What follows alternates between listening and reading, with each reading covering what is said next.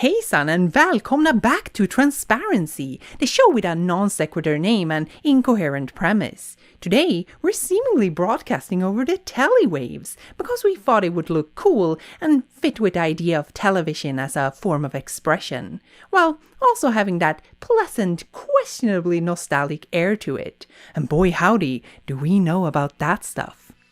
As involuntary millennials, we're more than aware of our unhealthy nostalgic relationship towards Pokémon TM. And as is the rite of passage for us as YouTubers, it seems we have also reached the inevitable point of making a video about the subject. If you're watching this channel, you're also statistically likely to have grown up with Pokémon. If nothing else, you at least know about the little bastards. Seeing as it's one of the most lucrative brands on the planet with over 1,000 marketable characters, they've got this down to a T. What is your favorite Pokemon? Everyone has one. Mine's Gardevoir, Kiki's is Brionne. Look, we even bought some!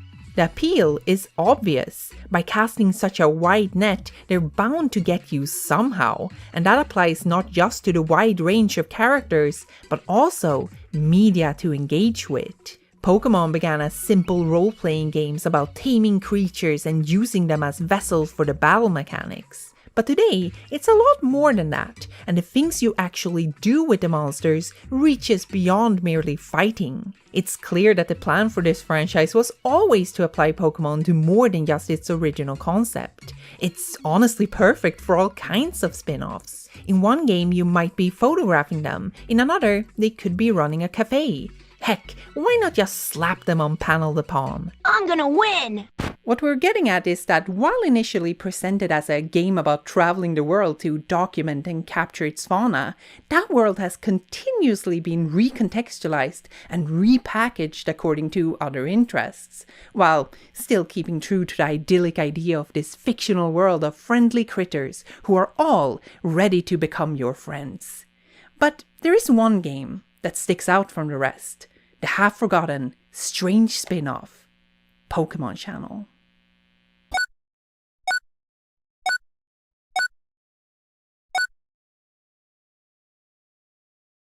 This show is brought to you by these sponsors here.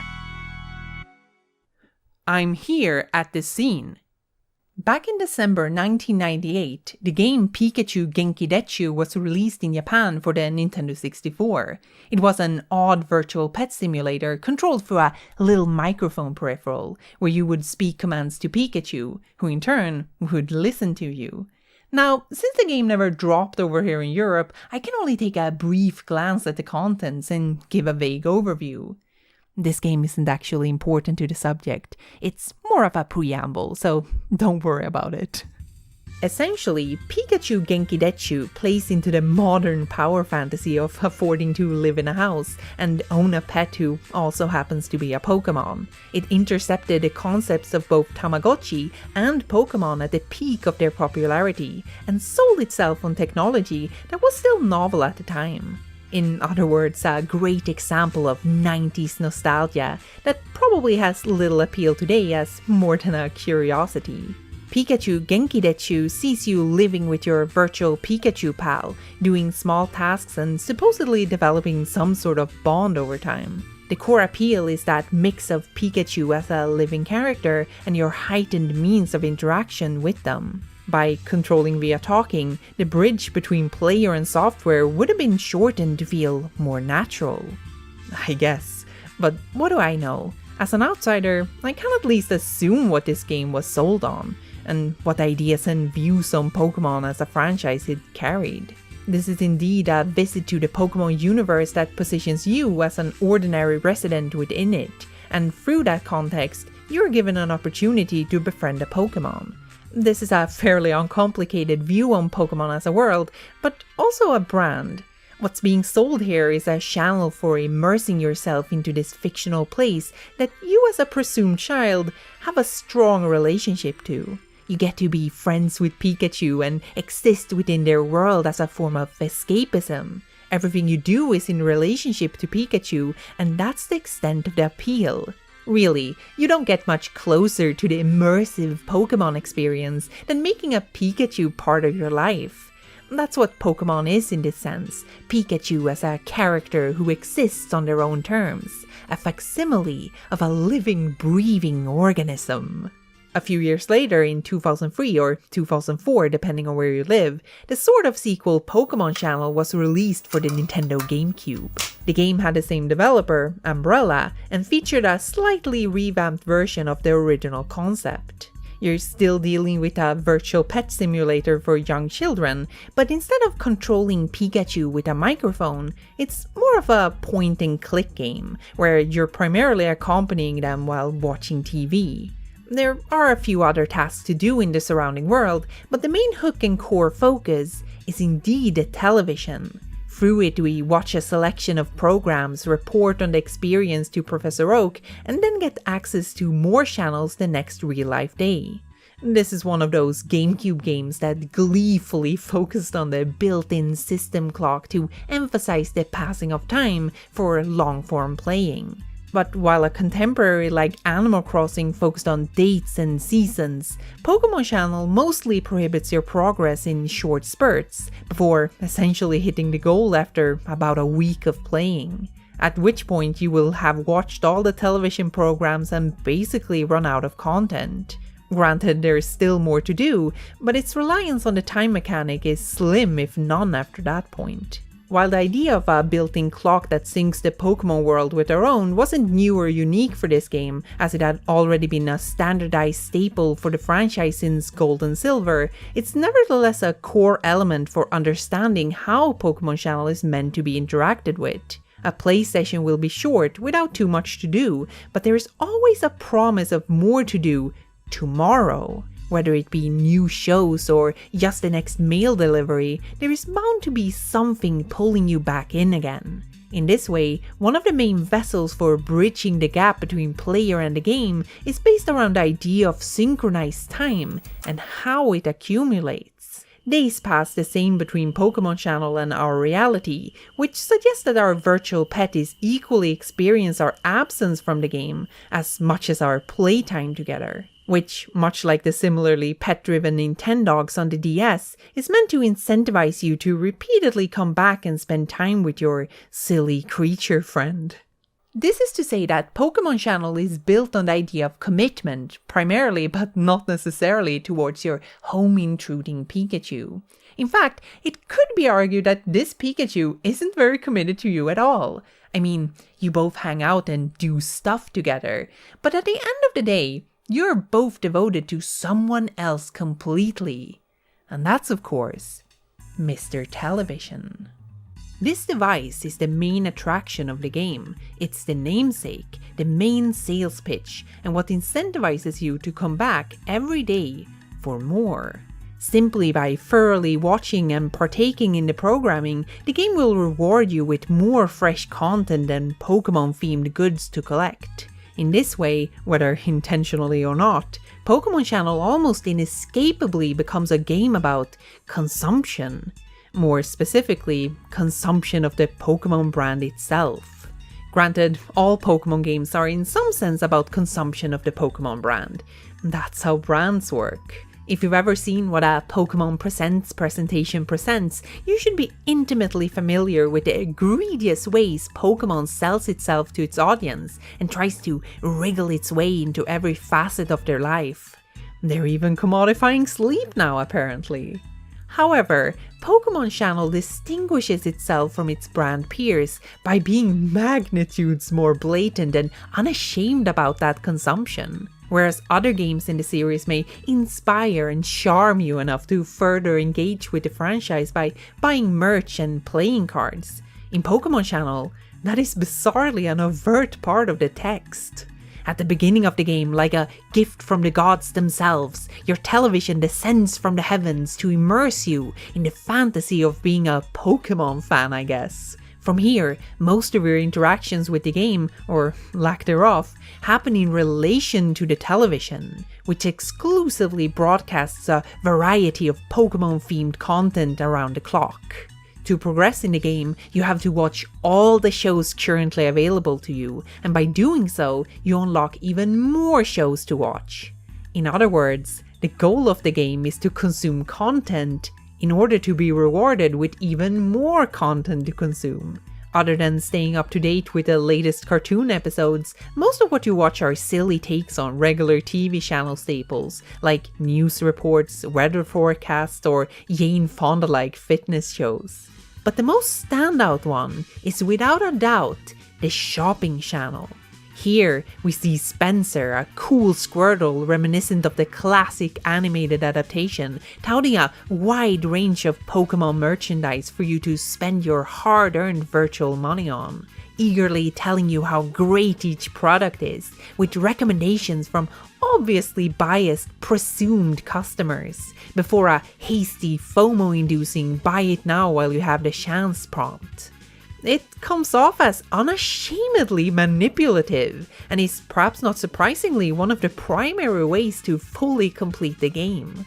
At the outset, your room is drab and barren, but as you continuously engage with the televised Pokémon brand, you accumulate more merchandise from Spencer's shopping channel to adorn your place with. The dude sells all kinds of stuff that enriches your Pokémon experience, such as plushies, trading cards, and even shitty video games. And this will inevitably become one of the core features you engage with while playing.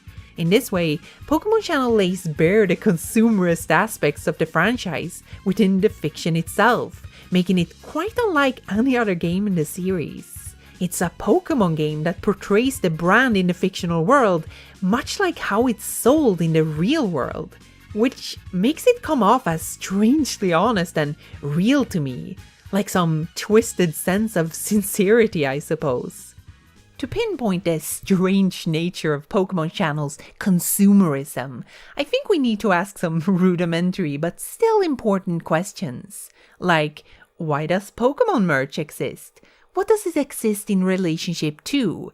And most vital, what does it express? How are you supposed to drink out of this thing? Pokémon is undoubtedly a multimedia franchise behemoth, focusing on all kinds of products to appeal to their various sets of customers. They exist in so many shapes and sizes that it can be hard to satisfyingly define what the very essence of Pokémon even is. However, its roots are humble, originating from a Game Boy game which encapsulated its own ideals in a self-contained independent package. This little adventure was indeed about curiosity and discovery, wonder for the natural world around us, only made more fantastical.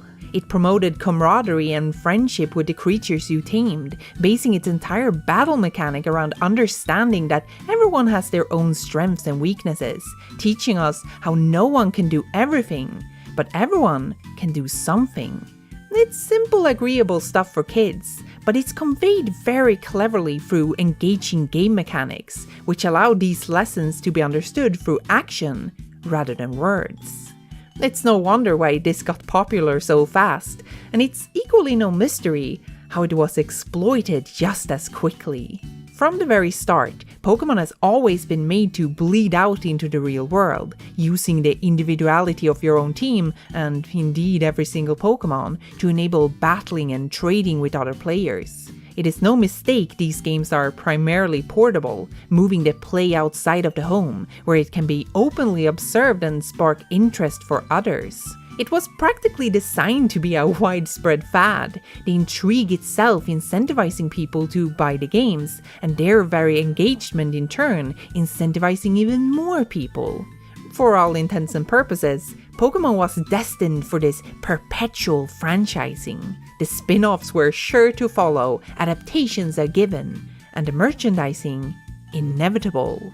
Despite this sort of expansion though, I think it's clear that Pokémon as a franchise still treats the Game Freak developed games, the so-called mainline ones, as the model. There is a sort of unspoken reverence towards them, where those games lead and everything else follows. Each new game is another generation, introducing new characters and locations to the world, primarily an onslaught of new Pokémon.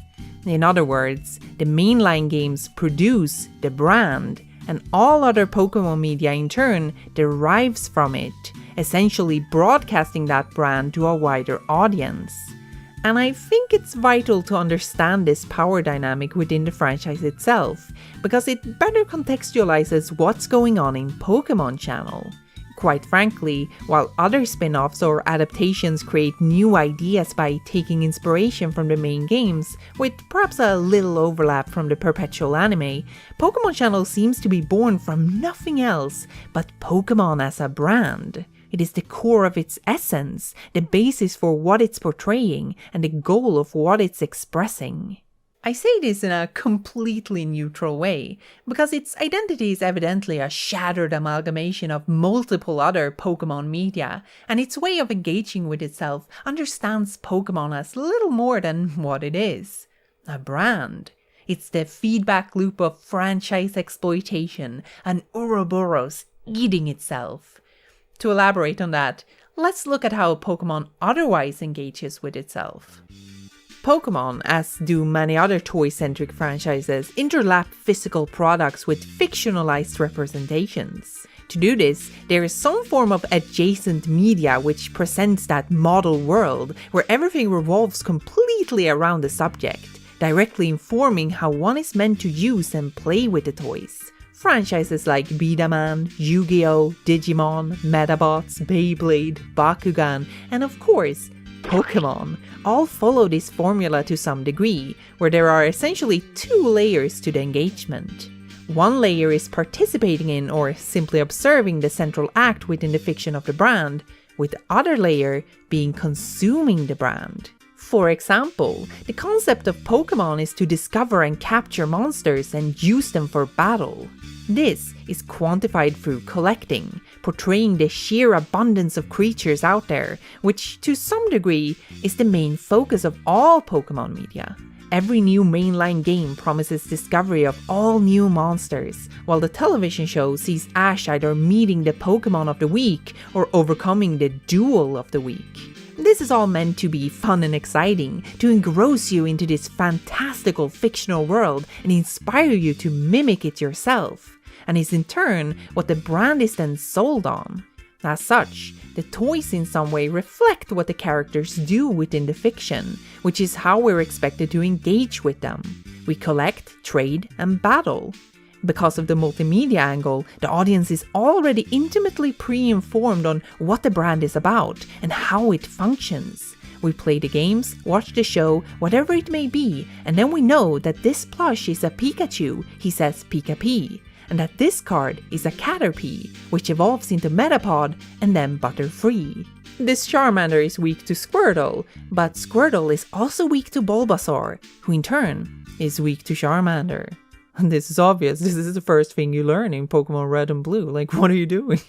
Once again, it is no wonder this franchise got big, because it actively rewards knowledge and further engagement with itself. We observe the fictional Pokemon world and perhaps somewhat enviously long to also become part of it. We love the idea of making a team of our own favorite monsters and set out on a journey of discovery with them. After all, Pokemon is as much romanticism as it is cynicism. So we employ a substitute, create a facsimile of the idealized Pokemon experience, engross ourselves in the games, religiously follow the adventures of Ash Ketchum on television, use collectible cards to battle or trade with others, get ourselves a plush or figurine of our favorite monster, etc., etc.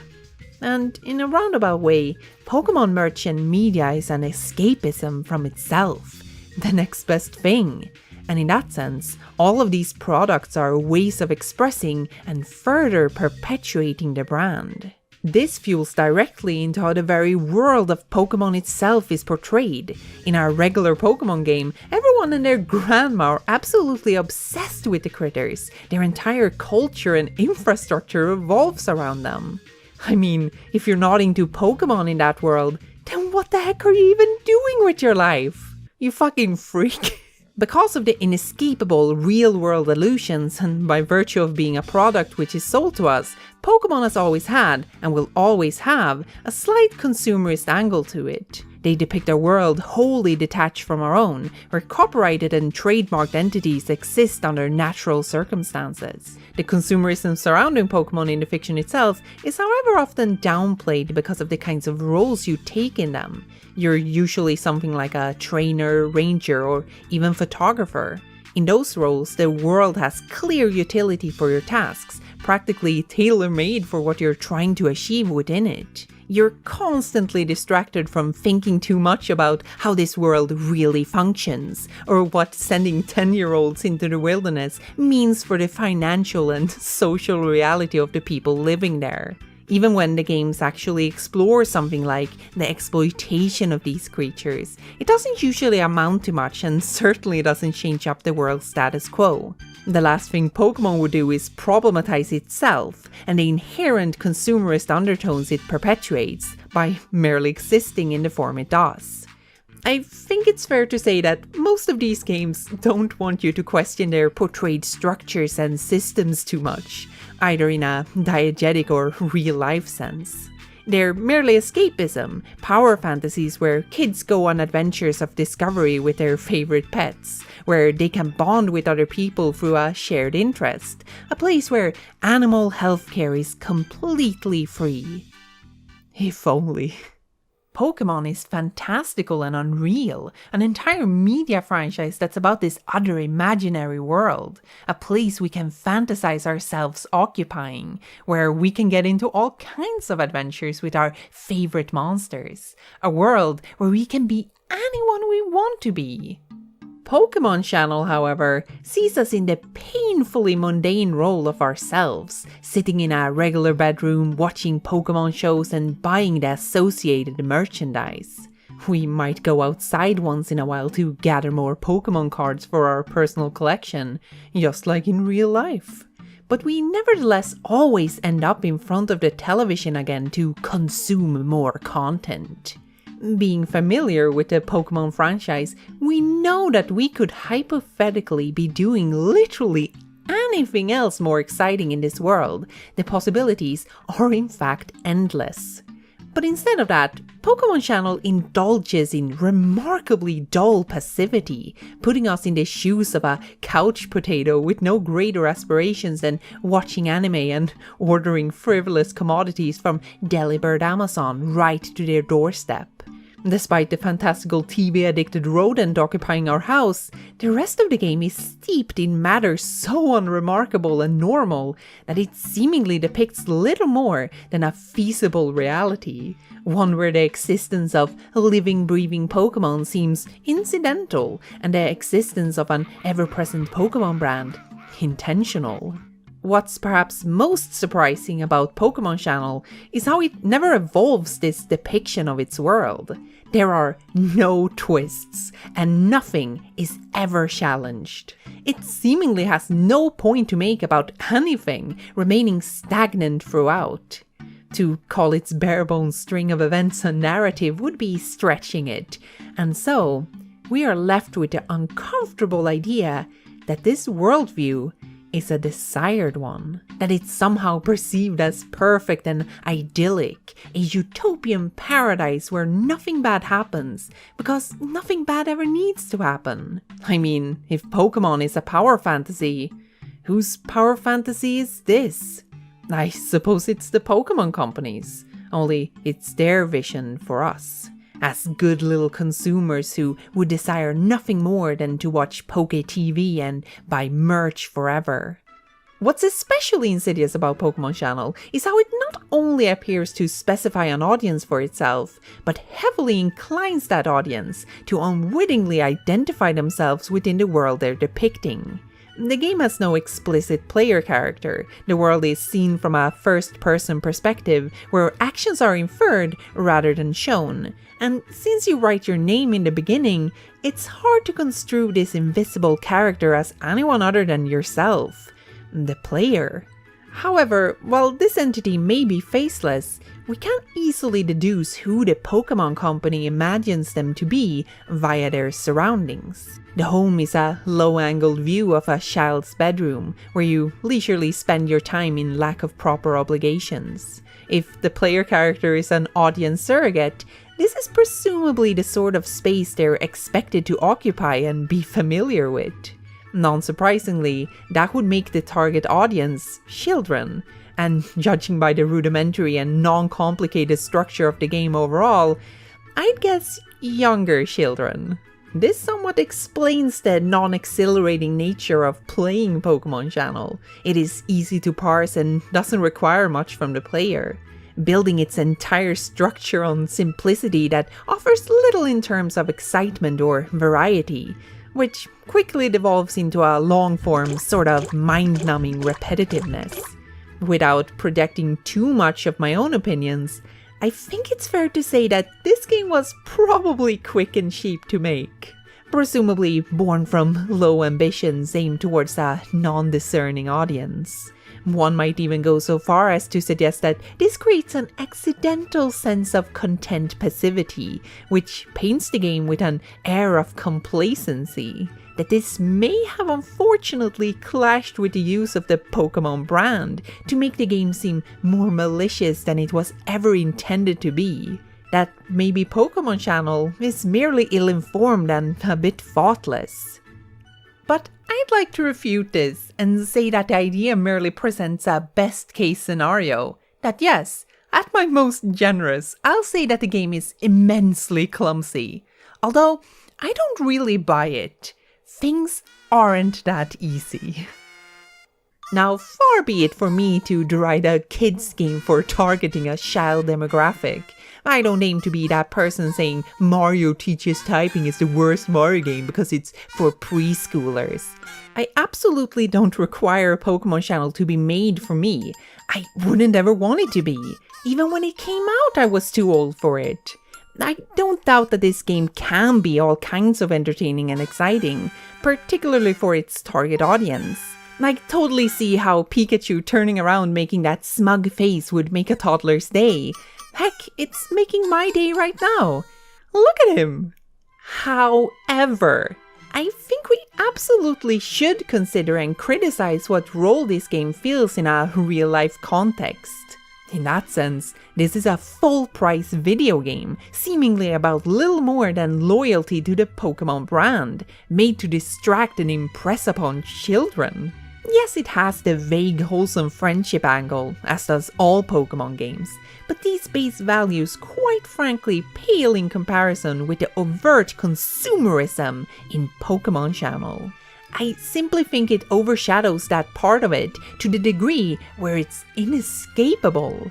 Despite its vibrant exterior, Pokémon Channel is frighteningly bleak in purpose and overt messaging. Despite its goofy disposition, it is humorless and utterly devoid of self-consciousness. Despite its cheery attitude, I can give it nothing but cynicism. Because it is a product for product's sake, indoctrinating children to spend. What is it if not that? The portrayed consumerism isn't even subtle about itself, shamelessly depicting a world so reliant on Pokémon that it obstructs all other facets of life. There isn't a single corner of this game that isn't in some way about Pokémon. The news talk about nothing but Pokémon. The very means of earning money hinges on knowledge of Pokémon trivia. Not even the painting tool gets a pass, as it can only operate through television screen caps, forcing Pokémon onto our very creativity. Our senses are bombarded with the brand at every moment, and at the epicenter of that storm is the shopping channel, always on air and ready to shovel garbage at us. Spencer will waste no time selling us plushies, posters, furniture, journals, binders, picture frames, wallpaper, televisions, video games, and collectible cards, all featuring Pokémon in some shape or form. At first glance, this commerce might appear to be made up for the purpose of this game, unsubtle approximations which nevertheless remind us that real-life equivalent Pokémon merch exists. That the very idea of Pokémon branded wares should be desirable in themselves.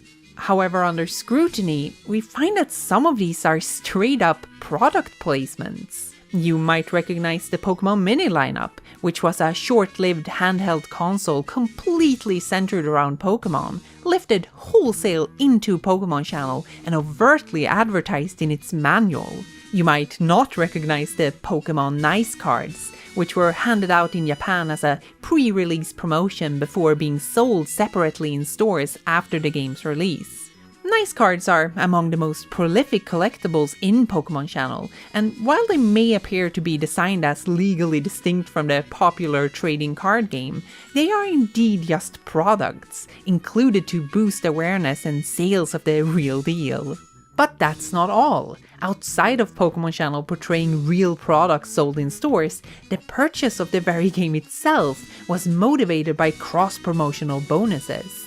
For some regions, the game included Nintendo e-reader cards. For Japan, a whole extra disc came with the game, where the programming was expanded to include advertisements for Pokémon films and games. Here in Europe, we had the promise of Jirachi, a legendary Pokémon only accessible by buying this godforsaken game and transferring it onto your Game Boy Advance. Key for all of these purported goodies is that none of them can fully exist on their own merits. Rather, they are incentives to buy more products.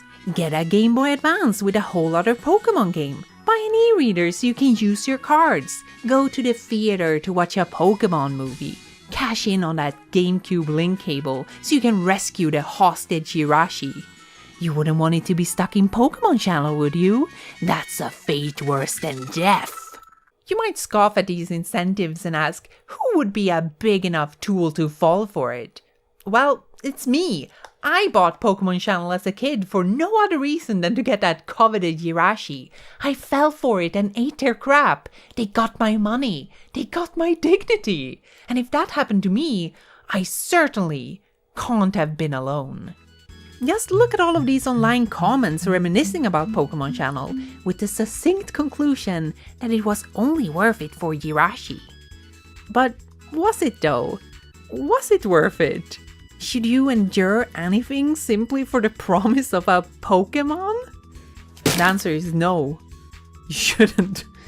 Truth be told, Pokémon Channel's blunt honesty about its own existence is revelatory. It paints that striking and eye-opening picture of self-indulgent commercialism, which I can't help but project onto all other Pokémon games. It makes me see myself as a child, excited about that first ever generation, mystified at all of those new and unbelievable creatures, imagining the vast, limitless world they could occupy.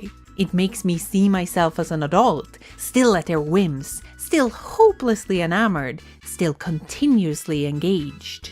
Truly, no other game has ever made me feel so self-aware of my own participation with the Pokémon franchise as a brand, or any franchise for that matter. I can't help but wonder if I too was Pokémon channeled. That all Pokémon games and media to some extent are Pokémon Channel. They're just a little bit better at hiding it. Nothing more than a product, cynical and vapid in its essence, with no greater ambitions than to glorify and perpetuate our loyalty to Pokémon commodification. Pokémon Channel is a commercial disguised as a full-priced game sold to children because they simply can't know any better. And there you have it. That ends my report from the scene.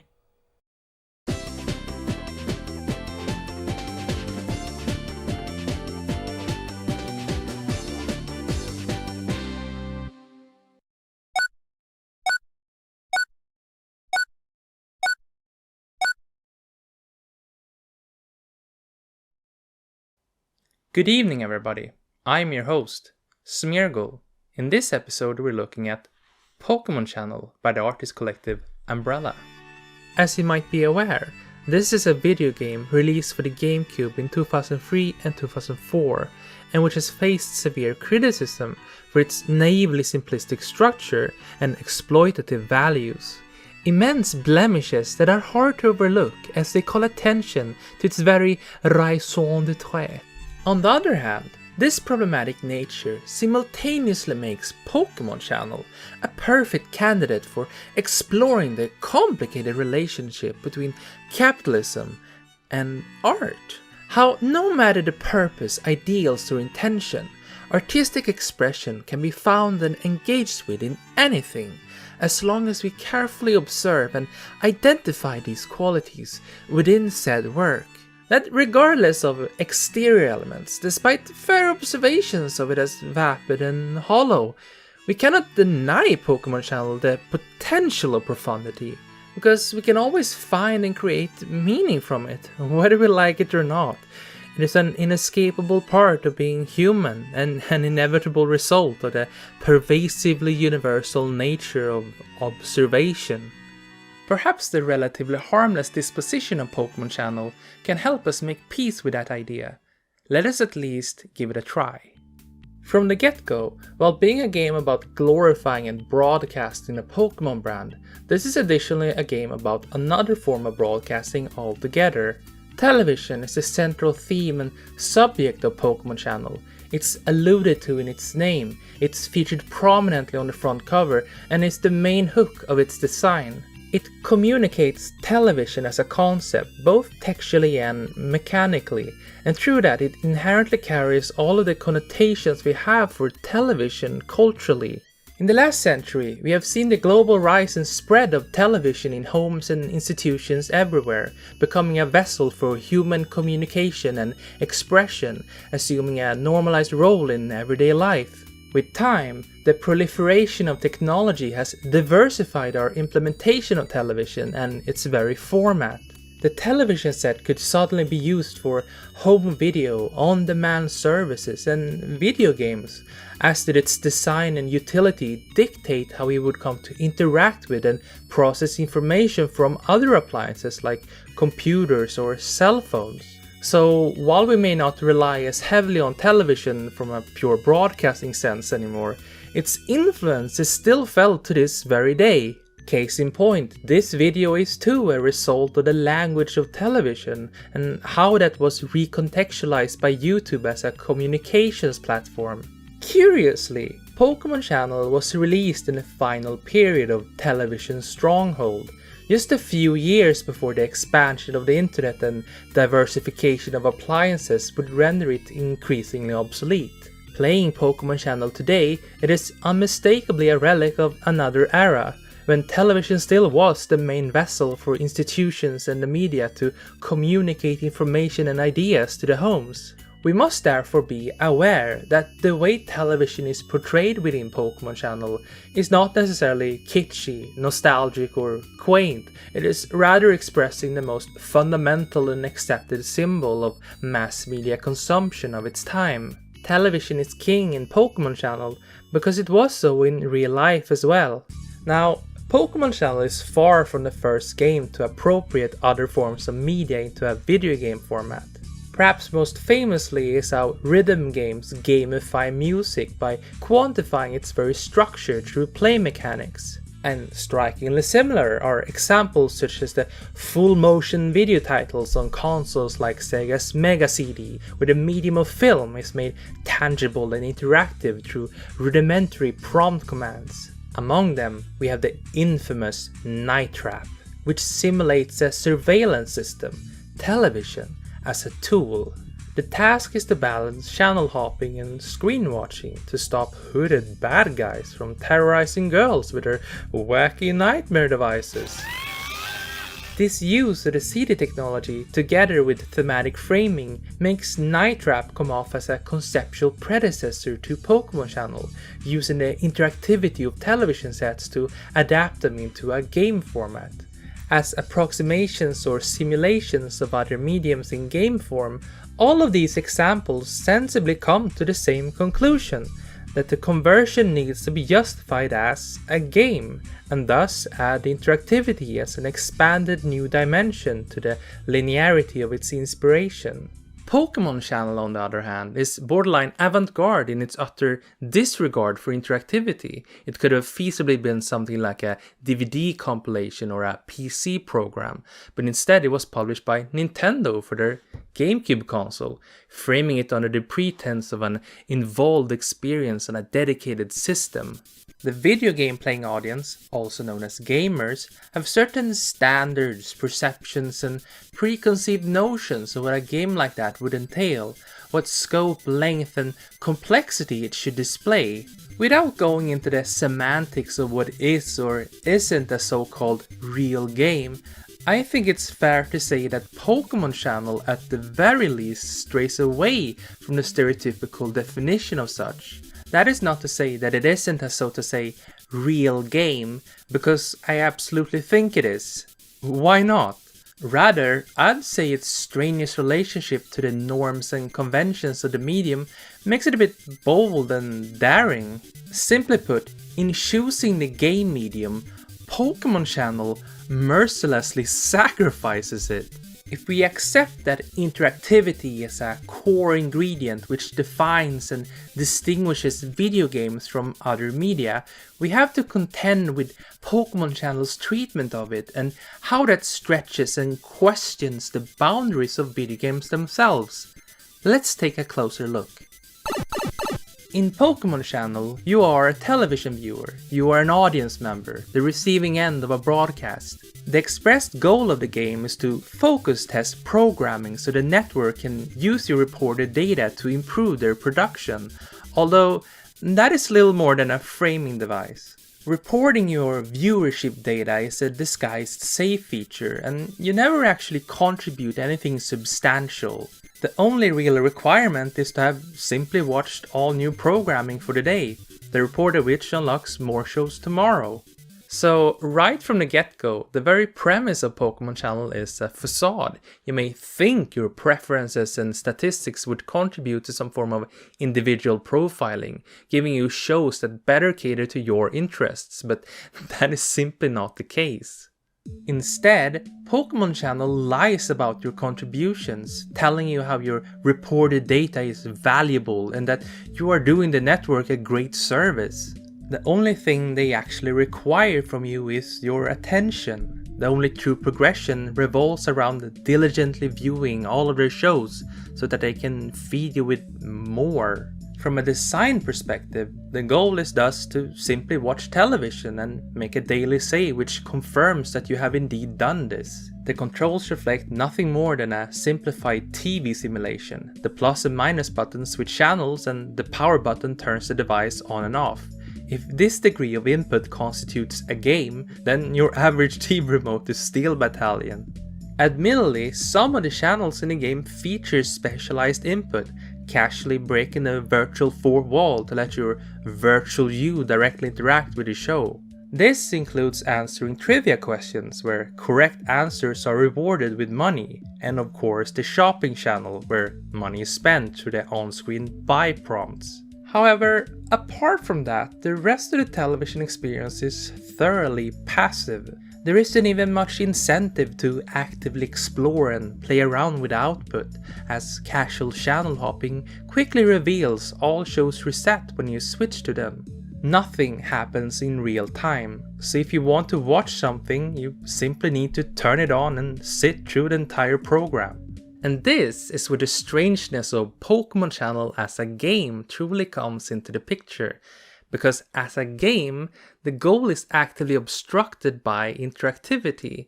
If progress is measured through no other means than watching the shows, and the only meaningful interactions at your disposal either switches the channel or turns the device off, then the winning strategy and intended play method is clearly to not do anything. It's just like that movie, War Games, with Matthew Broderick and Ali Sheedy. Remember that?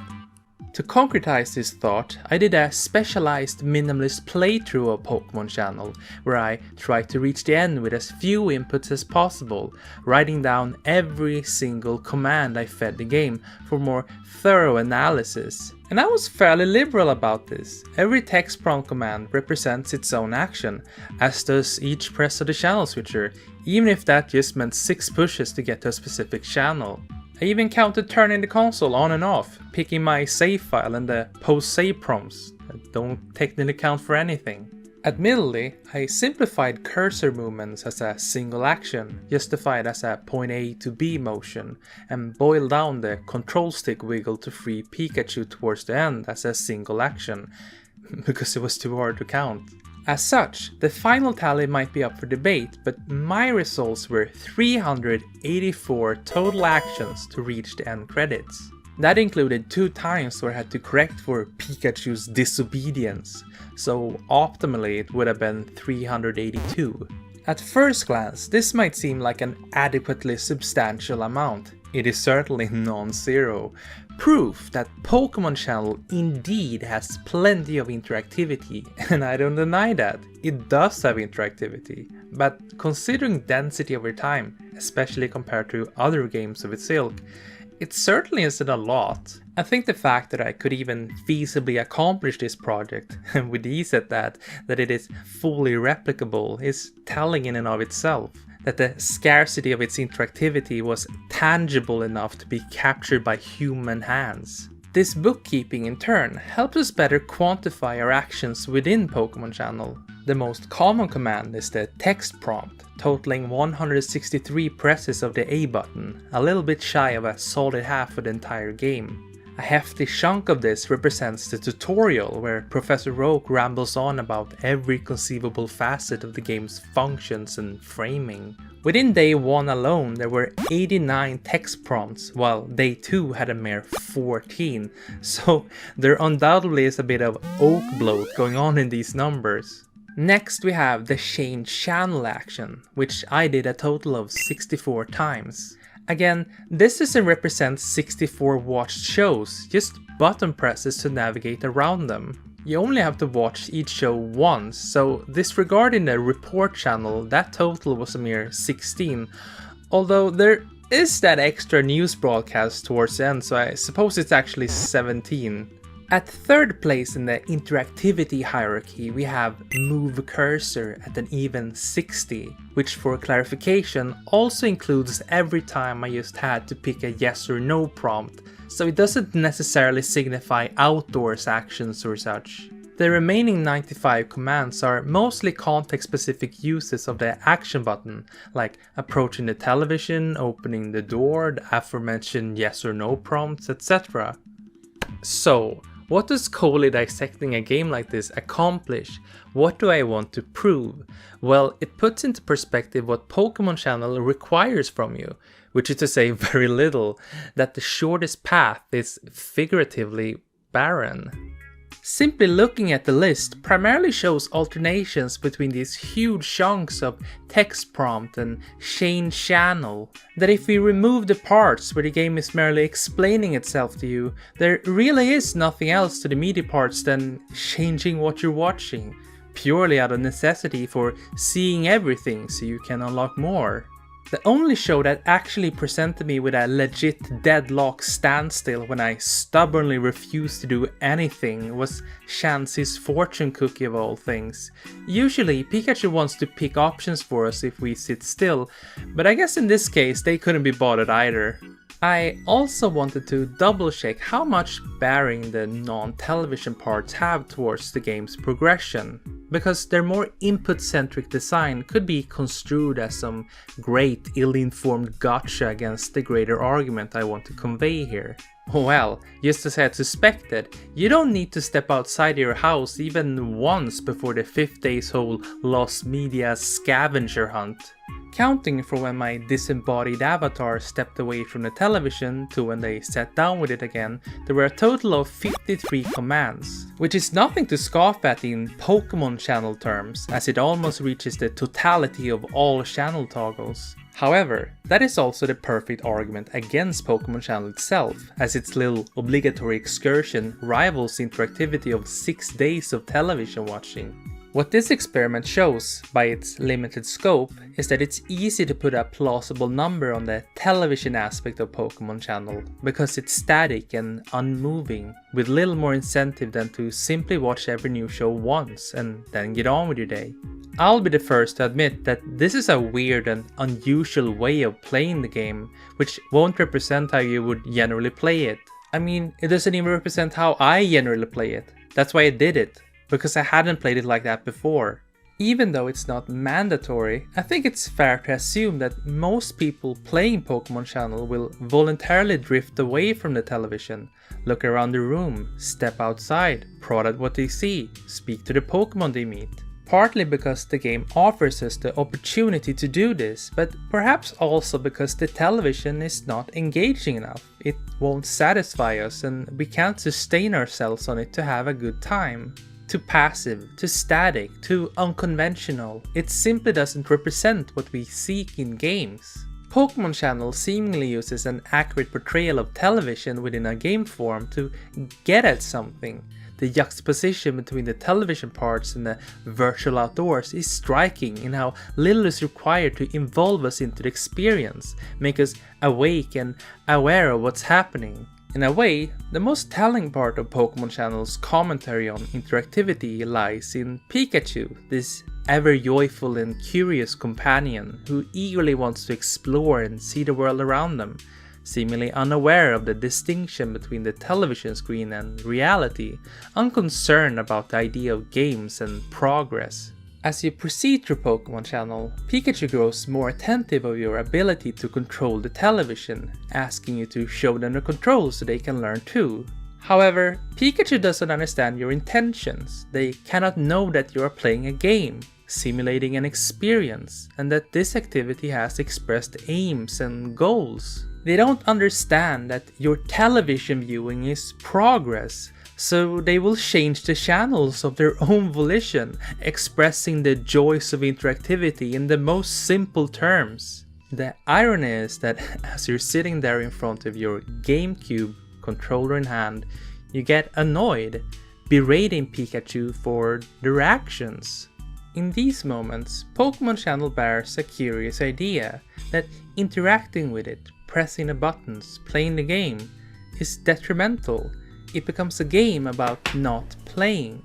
Through these means, regardless if intentional or not, I think Pokémon Channel radically questions the video game medium to an almost upsetting degree, calling into question what even defines a game, and if a game can actively transform into becoming something else entirely. When Pikachu changes the channel without your consent, using the exact same buttons as you do, they have de-gamified interactivity, converting it into something other than a game. In that moment, Pokémon Channel has truly become television, and Hey You Pikachu! I was watching that actually! Anyway, this observation inescapably calls into question what Pokémon Channel wants to say about television, what its very depiction of television as a cultural idea conveys. It's a game about watching TV, played on your TV. It's a TV within the TV, so you watch TV being watched on your TV. Merely seeing someone else play this game frames it in an unmistakable air of post-modernity. This figure recursively mimicking the action on screen, the self-awareness of this fact uncertain as their self is at that point removed, unconscious. It calls to mind the deep-rooted connection video games and television have with each other, that games depend on and require the television, but not vice versa. In a sense, Pokémon Channel calls attention to this power dynamic and opposes it, showing that perhaps using the television screen without interactivity is dull and unexciting, that in merely watching television we forego our own needs and desires to act and express ourselves by instead passively observing the works and actions of others. I consider all of this and can't help but suspect that in some subtle way Pokémon Channel is mocking television. If we think about it, while Pokémon Channel is emulating a television within a television, it is likewise running figurative laps around it, without even exerting itself. It's barely putting in any effort, not breaking a sweat. The design of the game may be structurally thin, but it is also philosophically heavy, because that is something games can do. They can use interactivity, the way we express ourselves in them, as a language to convey ideas. I think through its approximation of television, through its mechanical sense of accuracy, Pokémon Channel speaks volumes about television and our relationship to it. Our passivity sits hand in hand with the rampant commercialism it depicts. It becomes a peculiar reflection of ourselves and the consumerist reality we live in. The dire bleakness of Pokémon Channel's worldview and the mindless complacency of its design makes it hard not to see commentary in it. The only thing we're truly missing is that self-conscious nod, that wink towards the screen which confirms that it knows what it's doing, a reveal that there is indeed more underneath the surface. However, Pokémon Channel never overtly does this. It never lets go of its ideals for a second. Never once has someone tell you it's time to turn the television off and do something better with your time. When the final episode of Pichu Bros is lost and you begrudgingly have to go outside looking for it, that is only serving the purpose of maintaining the network's operations. You don't dump the raw footage from the disc and share it with the world like a good preservationist, a normal person. No, you're a good little consumer who foolishly hands it back to the corporation, because perpetuating the media in their operations is seen as good and righteous. And yet, that cannot stop us from searching for sincerity within Pokémon Channel, from creating meaning in its very blood. Simply seeing commentary within it, even if that is by our own force, lends context and meaning to what is being conveyed. It allows us to perceive and understand the programming as something more. I think of that vaguely mocking attitude towards television, and suddenly, all a Pokémon Channel reads is biting satire. The way the Pokémon brand is plastered on everything detaches us from what is being depicted, exposing the conventions of television as trite and ridiculous. The news channel shows Meowth interviewing Pokémon about utterly redundant subjects, his canned responses parsing as a stream of feigned interest. I see. Smeargle uncritically reframes the vocabulary of art critique on children's fill-in drawings, his unending declarations of profundity quickly becoming utterly meaningless in their lack of contrast. Wobbuffet hosts a quiz show promoting pointless Pokémon trivia as meaningful knowledge to be praised and awarded, when it has little application outside this one ultra-specific scenario. Most of all, we have Shop and Squirtle, which is an exaggeratedly on-point mockery of consumerism, shoving a never-ending stream of garbage onto us until we relent and open our wallets. It should be noted that I don't find much explicit comedy in these shows. They are largely humorless and never elicit genuine laughter from me. For example, if Smoochum shape-up is a joke, I don't get it. She's merely exercising and incentivizing the viewer to do the same, one of the only genuine and agreeable calls to action the game ever makes. The mimicry in itself isn't funny, but neither does satire have to be. We only need to get that there is a critique to be levied here, that the very position taken frames the show in that sort of light.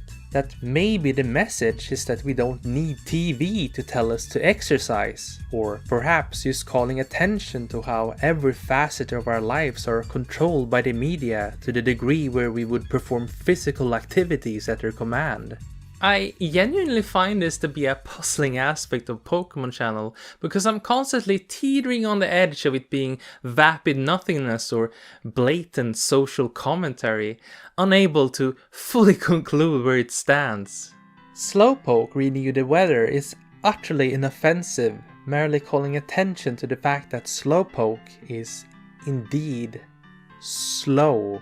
Is that telling you more about weather forecasting or Slowpokes? On the other hand, we have Marie Farm and Examination, shows practically designed to be excessively boring and sleep-inducing. In one, you're counting sheep, and in the other you watch an egg hatch for anything between 5 minutes to 24 goddamn hours. Like, there is no way this isn't tongue-in-cheek. I refuse to accept that. The only way they could be more crass about it is by having you watch grass grow, paint dry, or straight up stare at the test screen. So, where does Pokémon Channel truly lie? What are its intentions? Is it a vessel for capitalist glorification or a meta-commentary critique of television and the media? I do not have that answer for you, and truthfully, it does not need to solely be one or the other. It can be both. We can read it in all kinds of ways. We can perceive it through every lens imaginable. What it will reflect is whatever outcome we choose. But perhaps, if I may suggest, I think we should learn from Pokémon Channel and consider the vast difference in what it says and what it does as equally important lessons. That it maybe doesn't fit cleanly into one specific framework, but that this is fine. Let us allow it to be both messy, awful, clever and profound, and let us carry that with us as we experience and think about more games in the future, to accept them as complicated and multifaceted, because I suppose so are we, both the people who make the games and the people who play them. Until we meet again, farewell and goodbye.